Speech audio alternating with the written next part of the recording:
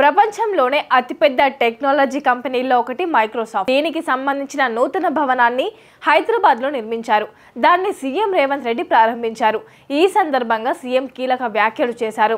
Microsoft Telangana ప్రభుత్వ భాగస్వామ్య ప్రాజెక్టుల గురించి వివరించారు. ఇక మైక్రోసాఫ్ట్ నూతన భవనం ప్రారంభోత్సవంలో ముఖ్యమంత్రి రేవంత్ రెడ్డి మాట్లాడుతూ హైదరాబాద్లో మరో కొత్త మైక్రోసాఫ్ట్ ఫెసిలిటీని ప్రారంభించుకోవడం మనందరికీ గర్వకారణమన్నారు. హైదరాబాద్ జర్నీలో ఇదొక మైలురాయని తెలిపారు.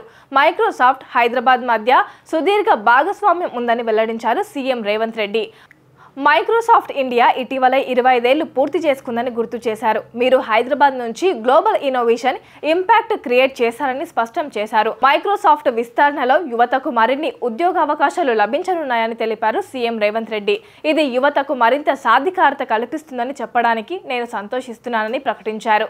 భవిష్యత్తు ఇక ఆర్టిఫిషియల్ ఇంటెలిజెన్స్ దేనని తెలిపారు సీఎం రేవంత్ రెడ్డి. మైక్రోసాఫ్ట్ తెలంగాణ రాష్ట్ర ప్రభుత్వం ఇప్పుడు ఏఐ ఫౌండేషన్ అకాడమీతో కూడిన అద్వంత జీ తెలంగాణను ప్రారంభించడంలో భాగస్వామ్యులుగా ఉన్నామని సీఎం రేవంత్ రెడ్డి తెలిపారు.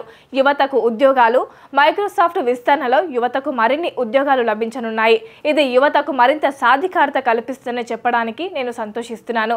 భవిష్యత్తు ఇక ఆర్టిఫిషియల్ ఇంటెలిజెన్స్ దేనని మైక్రోసాఫ్ట్ తెలంగాణ ప్రభుత్వం ఇప్పుడు ఏఐ ఫౌండేషన్ అకాడమీని ప్రారంభించడంలో భాగస్వాములుగా ఉన్నాయి.